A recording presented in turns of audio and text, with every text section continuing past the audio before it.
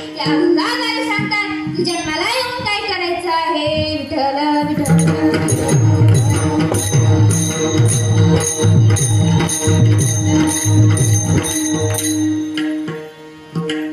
संतांच्या पदस्पर्शाने पावन झालेली ही महाराष्ट्र भूमी आणि या महाराष्ट्र भूमीत असलेलं हे छोटस मोठस गाव म्हणजे आपली सौंदर्या नगरी महाराज. या सौंदर्या नगरीत अखंड हरिनाम सप्ताह म्हणजे धोंड्याच्या महिन्यातच असतो हा सप्ताह. म्हणजे 3 वर्षाला हा सप्ताह असतो, महिला सप्ताह.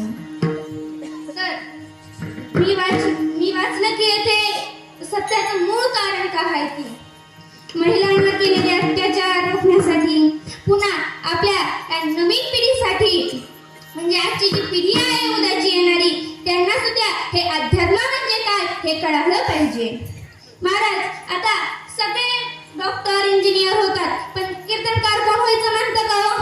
आता आपण जर छोट्याशा जरी लेकराला विचारलं तर म्हणे काय होणार आहेस रे बाळा तू, तर ते म्हणतो मी डॉक्टर होणार, मी इंजिनियर होणार.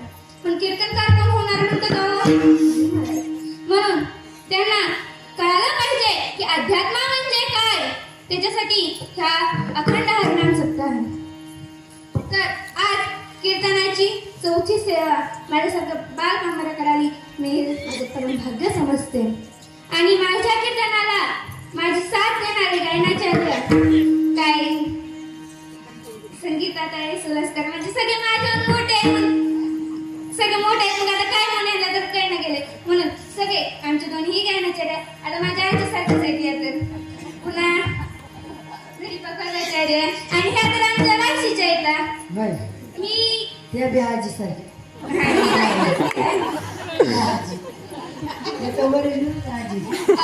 तर आमच्या बार्शीकडच्या येतात. म्हणजे माझं गाव जरी बोरगाव असलं ना तरी मी शिकायला असते बोरगावला. माझी संस्था विश्वमाऊली आध्यात्मिक मुलींची वारकरी शिक्षण संस्था म्हणजे फक्त मुली आहेत तिथं आणि बार्शीचीच राहणार आहे. फक्त तिथं सुट्ट्याला येते पण काय नाही आपण तू घ्यायचंय काय घरच्या